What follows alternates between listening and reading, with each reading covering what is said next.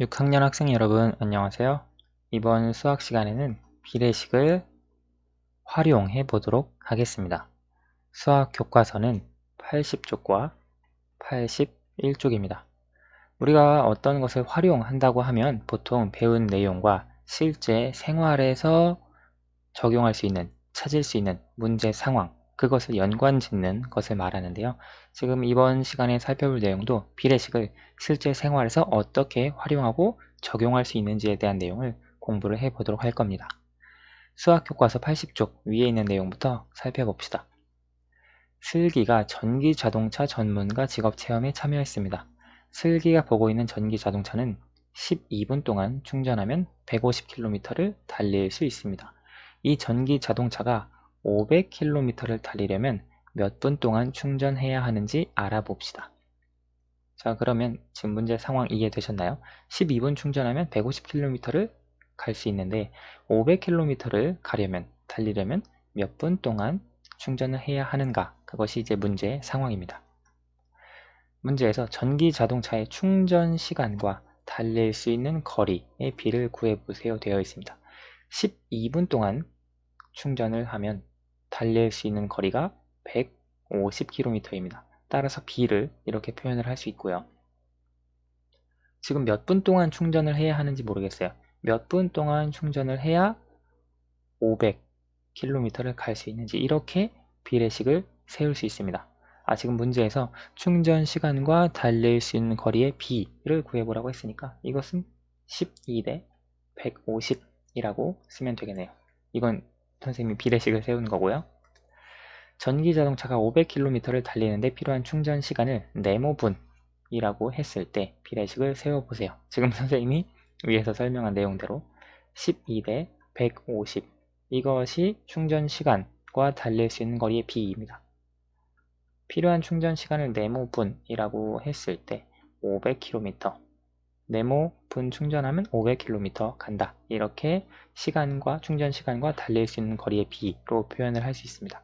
비례식을 이렇게 세울 수 있고 비례식의 성질을 이용하면 외항의 곱 12 곱하기 500 내항의 곱 150 곱하기 네모 이렇게 표현을 할 수 있습니다. 그렇죠? 12 곱하기 500 계산을 하면 60 그리고 6000이 되겠네요.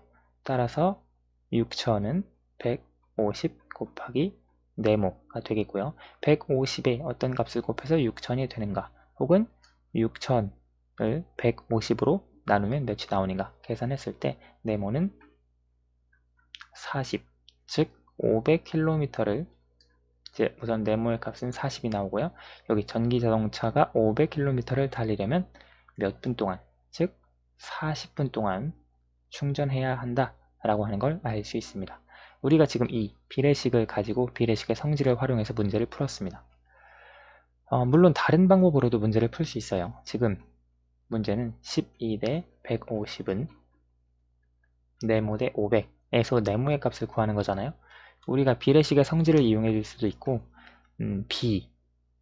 즉 비율을 활용해 줄 수 있습니다. 비례식이 사실은 비율이 같은 두 비를 이 등으로 연결을 한 건데요.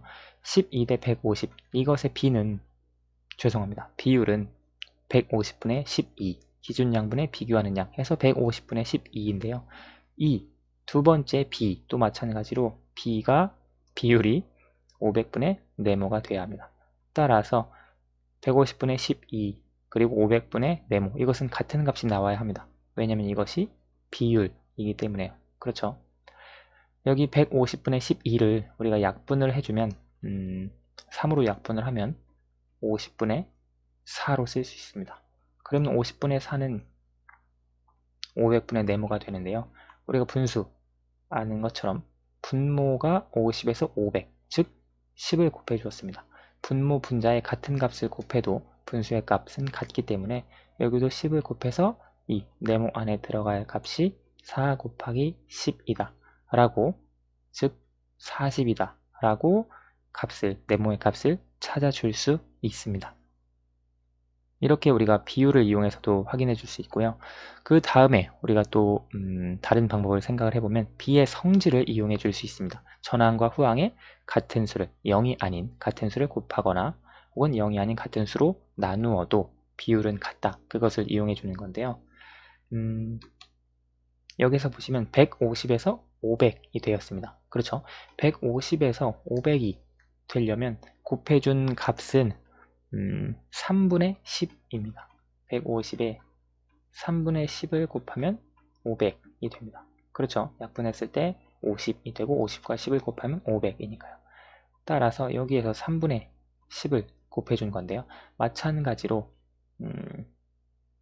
여기 b의 성질을 이용을 해주면 후항에도 3분의 10을 곱해 주었으니까 전항에도 12에다가 3분의 10을 그대로 곱해주면 비율이 유지가 되겠죠. 계산을 하면 4 곱하기 10 그래서 40 이렇게 해서 네모가 40이다 라고 하는 풀이도 생각을 해줄 수 있습니다.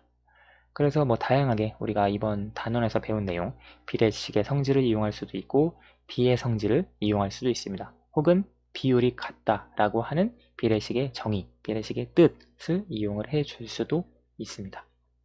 자, 81페이지로 넘어가 볼게요. 손수건에 천연 염색을 하려면 양파 껍질 100g에 물 4리터가 필요합니다. 양파 껍질이 25g 있다면 물은 몇 리터 필요한지 알아봅시다. 비례식의 성질을 이용하여 문제를 해결해 보세요. 여기에 보시면 양파 껍질의 양 그리고 물의 양 염색을 하는데 양파 껍질의 양과 물의 양을 B로 나타내면 양파 껍질 100g에 물 4리터 필요한 물의 양을 B로 나타낸 것입니다. 양파 껍질이 25g 있다면 물이 몇 리터 필요한지 필요한 물의 양을 네모라고 하면 이렇게 비례식을 세울 수 있네요. 비례식의 성질을 이용하여 문제를 풀어보면 내항의 곱 여기 4 곱하기 25 하면 100입니다. 그리고 외항의 곱 100 곱하기 네모 해도 100이 나와야 하니까 네모는 1, 즉 필요한 물의 양 이것은 1리터라고 하는 걸 비례식의 성질을 이용해서 찾아줄 수 있습니다. 여기에서도 양파 껍질의 양과 물의 양에 비해서 기준량인 물의 양을 구하는 문제 그렇게 비례식을 세워서 풀었고요. 다른 방법은 우리 아까 80페이지에서도 살펴본 것처럼 뭐 비율을 이용해 줄 수도 있습니다. 첫 번째 비에서 비율은 4분의 100입니다. 즉 4가 되겠네요. 그렇죠? 그리고 두 번째 죄송합니다. 4가 아니라 25가 되죠. 그리고 두 번째 b에서 비율은 2분의 죄송합니다. 네모분의 25 이것이 25와 똑같아야 합니다. 그렇죠. 따라서 같은 값이 되기 위해서 분모는 1이 되어야 하니까 네모의 값이 1이 되고요. 혹은 b의 성질을 이용을 해줄 수도 있는데요. 지금 100대 4는 25대 네모에서 전항을 생각을 해주면 100에서 25가 될 때 4로 나누어 주었습니다. 그러면 여기에서도 마찬가지로 4로 나누어 주어야겠죠. 따라서 네모는 4 나누기 4 계산하면 1 이렇게 네모의 값을 찾아줄 수도 있습니다.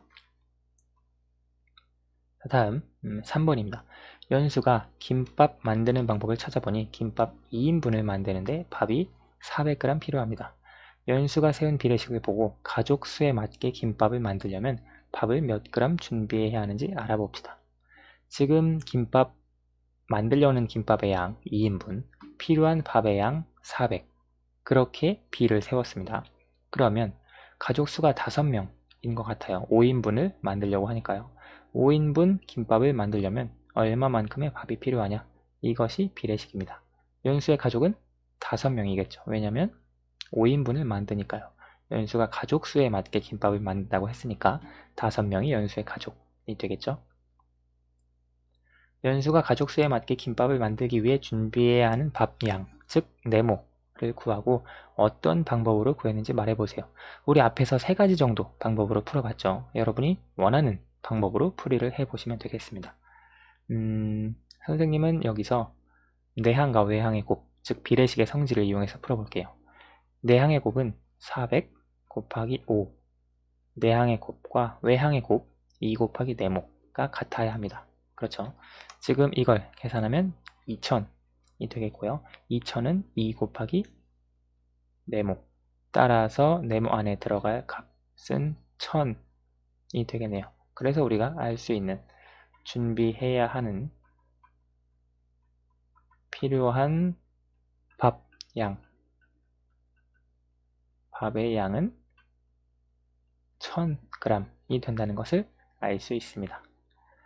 네, 그래서 오늘 비례식의 활용에 대해서 같이 한번 살펴봤습니다. 오늘 수학은 여기까지 하도록 하겠습니다. 감사합니다.